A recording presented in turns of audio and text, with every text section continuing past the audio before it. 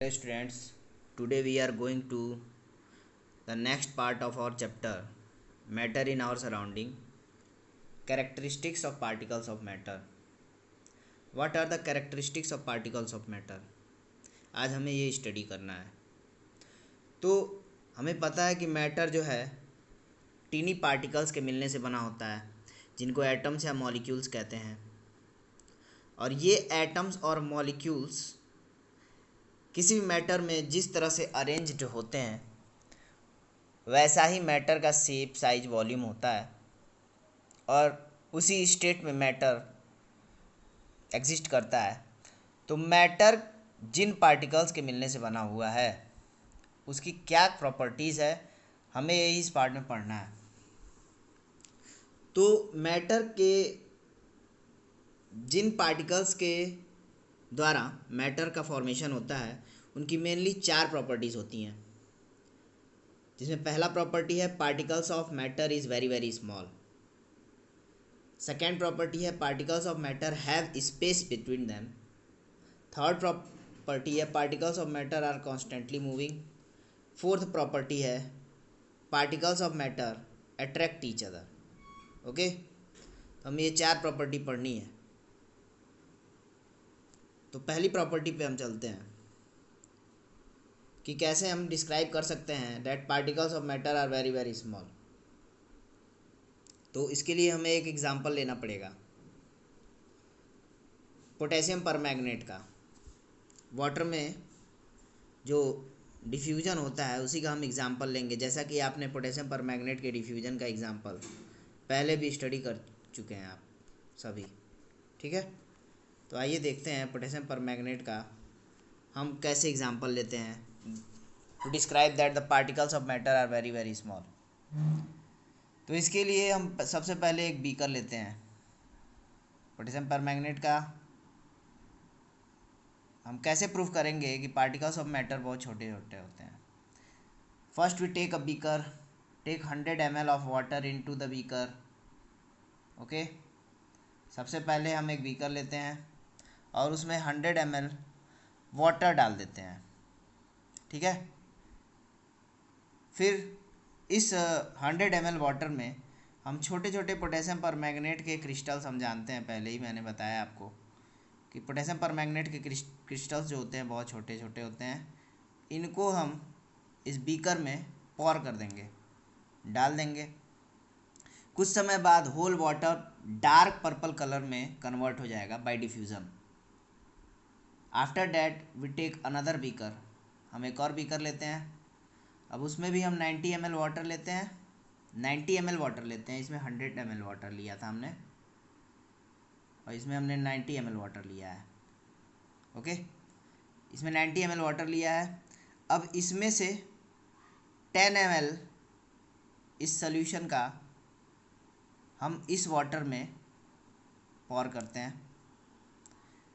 इसी प्रोसेस को फिर हम एक बीकर लेंगे, उसमें 90 ml वाटर लेंगे और फिर 10 ml इसमें से जिस वाटर के सॉल्यूशन 90 ml वाटर में 10 ml का हम पोटेशियम परमैंगनेट और वाटर के सॉल्यूशन को फर्स्ट बीकर में से डाले थे।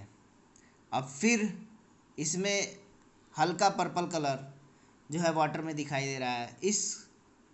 अब इस 90 ml water plus 10 ml potassium permanganate plus water के सॉल्यूशन में से थर्ड बीकर में जब हम फिर से डालते हैं तो वो और हल्के पर्पल कलर में कन्वर्ट हो जाता है। और इस प्रोसेस को हम 5 से 6 बार करते हैं। तो हम देखते हैं कि लास्ट वाला जो बीकर होता है उसमें जो कलर होता है वो बहुत ही हल्का हो जाता है।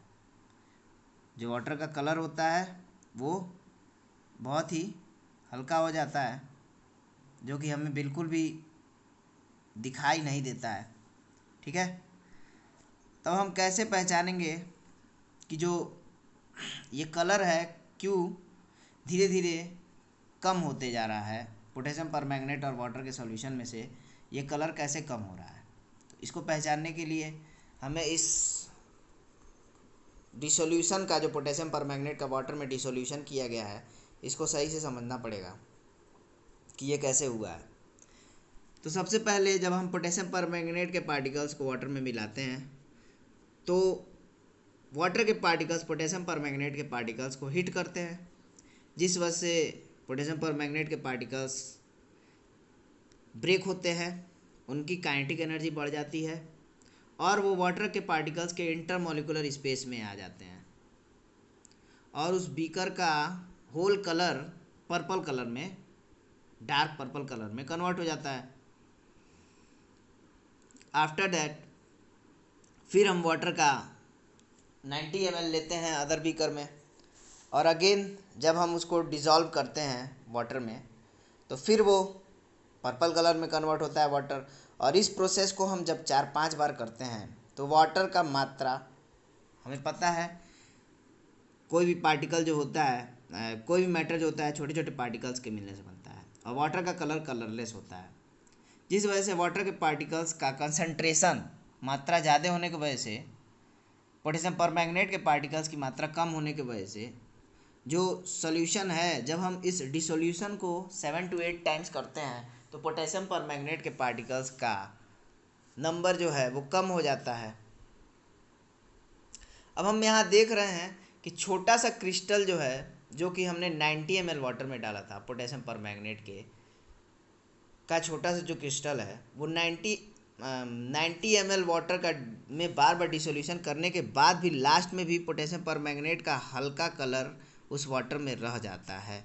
इससे हमें ये पता चलता है वो छोटा सा क्रिस्टल जो है पोटेशियम परमैंगनेट का वो मिलियंस ऑफ पार्टिकल्स के मिलने से बना है। इट मीन्स जो छोटा सा क्रिस्टल था पोटेशियम परमैंगनेट का वो मिलियंस ऑफ पार्टिकल्स के मिलने से बना है।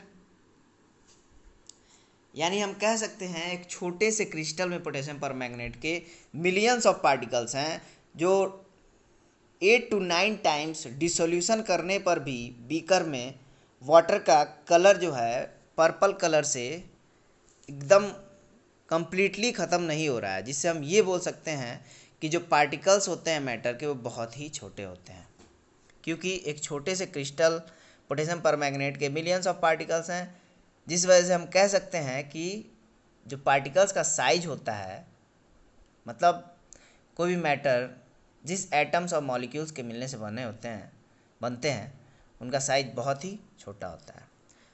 अब हम सेकेंड प्रॉपर्टी ऑफ मैटर की पढ़ने जा रहे हैं, जिसमें सेकेंड प्रॉपर्टी मैटर की है कि particles of matter have space between them. जो पार्टिकल्स ऑफ मैटर होते हैं, मैटर के जो पार्टिकल्स होते हैं उनमें स्पेस होता है। हम ये कैसे प्रूव करेंगे? इसके लिए हम फिर से एक बीकर लेते हैं, ठीक है। इसके लिए हम एक बीकर लेते हैं। बीकर में हमें प्रूफ करना है कि पार्टिकल्स ऑफ मैटर जो होते हैं उनमें स्पेस होता है। इसके लिए हम एक बीकर लेंगे। अब उसमें हम 100 ml वाटर पॉर करेंगे। अगेन आफ्टर दैट हम इसमें 10 ग्राम शुगर स्पून से डाल देते हैं। अब इसमें हम 10 ग्राम शुगर डाल देंगे, ठीक है। अब इस वाटर में हम 10 ग्राम शुगर डाल देंगे। अब इसको स्पून से हम स्टीयर करेंगे। कुछ टाइम बाद देखते हैं कि जो शुगर कंप्लीटली वाटर में डिज़ोल्व हो जाता है। ये कैसे होता है? जब वाटर के पार्टिकल्स शुगर पे हिट करते हैं तो शुगर के क्रिस्टल्स जो होते हैं, जिन टीनी पार्टिकल्स के मिलने से बने होते हैं, वो ब्रेक होते हैं और वाटर के इंटरमॉलिक्यूलर स्पेस में जाते हैं। ये धीरे धीरे वाटर के इंटरमॉलिक्यूलर स्पेस में जाकर के डिफ्यूज होते हैं और एक टाइम ऐसा आता है कि ये जो शुगर के क्रिस्टल्स होते हैं वो कम्प्लीटली वाटर के इंटरमॉलिक्यूलर स्पेस में आकर के डिफ्यूज हो जाते हैं और जो शुगर है हमें दिखाई नहीं देता है। इससे हम कह सकते हैं कि पार्टिकल्स जो होते हैं वाटर के, उसमें इंटरमॉलिक्यूलर स्पेस है, जिसमें शुगर के पार्टिकल्स आकर के मिक्स हो गए हैं और वो हमें दिखाई नहीं दे रहे हैं। इस तरह से हम कह सकते हैं जो पार्टिकल्स होते हैं मैटर के उनमें स्पेस होता है। ओके, अब हमें पार्टिकल्स ऑफ मैटर की नेक्स्ट प्रॉपर्टी पढ़नी है, that the particles of matter are constantly moving. ये हम कैसे प्रूव करेंगे? इसके लिए हम ब्राउनियन मोशन का एग्जाम्पल लेते हैं। To describe that the particles of matter are constantly moving we have to take the example of Brownian motion. हम ब्राउनियन मोशन का एग्जाम्पल लेते हैं। अभी ब्राउनियन मोशन क्या होता है देखते हैं हम क्या होता है Brownian motion. First we take some pollen grains from the male reproductive parts of flower. Pollen grains आपने बायो में पढ़ा होगा कि पॉलन ग्रेन्स क्या होते हैं। जो फ्लावर्स का ऊपर का मेल रिप्रोडक्टिव पार्ट होता है उस पर येलो कलर का टीनी पार्टिकल्स दिखाई देते हैं, उन्हीं को हम पॉलन ग्रेन्स कहते हैं। ये येलो कलर के होते हैं। अब हम क्या करते हैं, एक बीकर लेंगे। बीकर में हम वाटर पॉर करेंगे, ठीक है। बीकर में हम वाटर ले लेते हैं। अब इसमें येलो कलर के पॉलन ग्रेन्स के पार्टिकल्स को डालते हैं, ठीक है। येलो कलर के पॉलन ग्रेन्स के पार्टिकल्स को डालते हैं। कुछ टाइम बाद हम देखते हैं कि ये जो पॉलन ग्रेन्स के पार्टिकल्स हैं इनको हम अपने नेकेड आई से तो देख नहीं सकते हैं, वो जिग जैग पाथ में मोशन करते हैं। लगातार जिग जैग पाथ में हैप्पैजार्ड मोशन करते हैं। और ये मोशन कैसे हो रहा है? Because the particles of matter are constantly moving. When we take water in a beaker and pour some pollen grains particles in this beaker, then after some time we saw that the particles of pollen grains are constantly moving. How it is happened? Because these particles hidden by water particles, ये जो particles हैं water के particles के द्वारा, ये जो pollen grains के particles हैं, ओके, ये जो पॉलन ग्रेन्स के पार्टिकल्स हैं वाटर के पार्टिकल्स के द्वारा, ये जो पॉलन ग्रेन्स के पार्टिकल्स हैं जब हम वाटर में इसको डालते हैं तो वाटर के पार्टिकल्स के द्वारा ये लगातार हिट किए जाते हैं। इस वजह से जिग जैग पाथ में मोशन करते हैं। जब इनको वाटर के पार्टिकल्स हिट करते हैं तो ये जिग जैग पाथ में इधर उधर भागने लगते हैं। क्यों? क्योंकि इनकी काइनेटिक एनर्जी बढ़ जाती है, जिस वजह से ये जिग जैग पाथ में इधर उधर मोशन करने लगते हैं। पॉलन ग्रेन्स के पार्टिकल्स का जिग जैग पाथ में मोशन होना ब्राउनियन मोशन कहलाता है, क्योंकि इसे सबसे पहले रॉबर्ट ब्राउन ने स्टडी किया था। इसका डिस्कवरी रॉबर्ट ब्राउन ने किया था, जिग जैग पाथ में मोशन को, जिसको ब्राउनियन मोशन करते हैं। और ये किस वजह से होता है? वाटर के पार्टिकल्स इस पर हिट करेंगे तो ये रैंडमली हैप्पैजार्ड मोशन करने लगेगा, इधर उधर भागने लगेगा। इसी मोशन को हम ब्राउनियन मोशन कहते हैं। और आपके बुक में भी ब्राउनियन मोशन का एग्जाम्पल दिया है। तो इससे हम कह सकते हैं कि जो पार्टिकल्स होते हैं मैटर के वो कॉन्स्टेंटली मूवमेंट करते रहते हैं।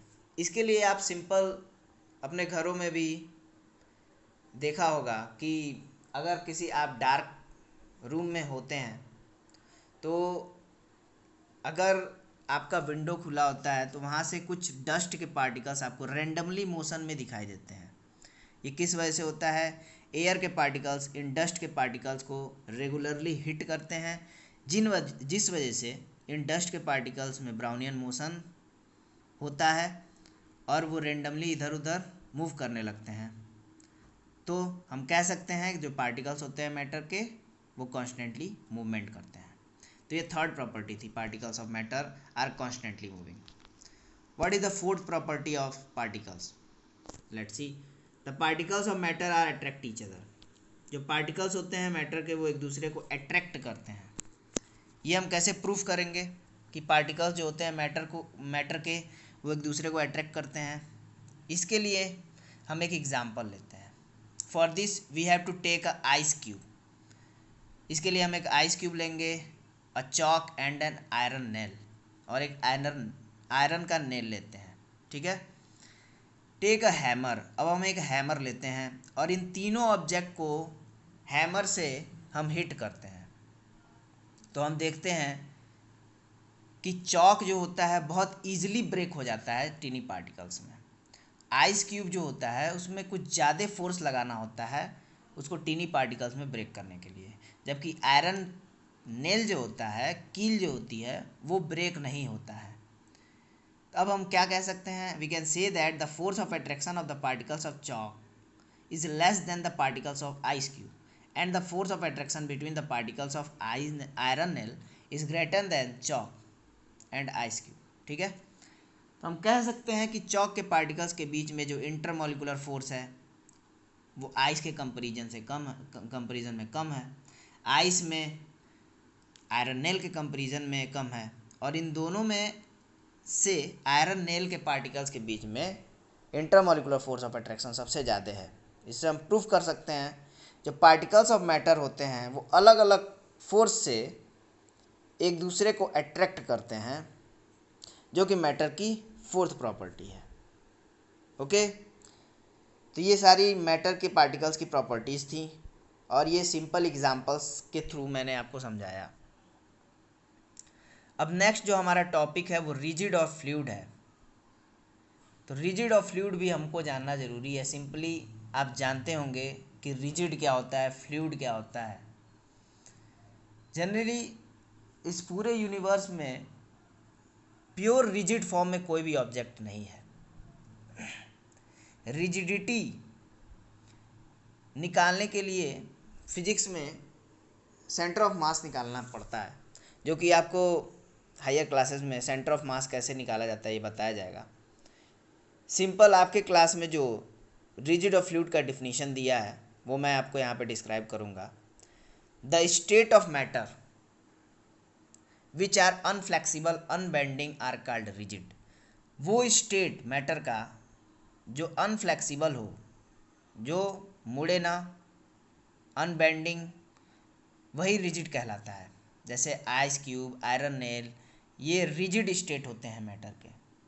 ये फ्लो नहीं कर सकते हैं, इनका शेप, साइज, वॉल्यूम सब डेफिनेट होता है, तो इसी को हम रिजिड कहते हैं।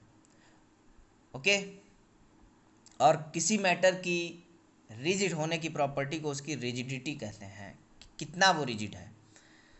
अब फ्लूइड क्या होता है, the state of matter, matter का वो स्टेट जो ईजिली फ्लो कर सकता है, जिसमें वॉल्यूम डेफिनेट होता है, जिस कंटेनर में इसको रखा जाए ये उसी का शेप ले लेता है, मतलब वॉल्यूम ही इसका डेफिनेट होता है, इसका खुद का कोई शेप नहीं हो, उसको हम फ्लूइड कहते हैं। जैसे जनरली वॉल्यूम डेफिनेट लिक्विड में ही होता है, वैसे गैसेस का वॉल्यूम भी डेफिनेट नहीं होता है। तो all the gases and liquids are fluid, सारे गैसेज और लिक्विड जो होते हैं वो फ्लूइड होते हैं, क्योंकि इनका ये ईजिली एक जगह से दूसरे जगह फ्लो कर सकते हैं, इस वजह से इनको फ्लूइड कहते हैं, और इनकी ये प्रॉपर्टी जो होती है उसको फ्लूइडिटी कहते हैं। ओके, अब हम नेक्स्ट टॉपिक जो अपना पढ़ेंगे वो change of state of matter, जो कि बहुत ही इंपॉर्टेंट है, इस चैप्टर का बहुत इंपॉर्टेंट पार्ट है। हम अपने नेक्स्ट वीडियो में इस पार्ट को स्टडी करेंगे। Thank you.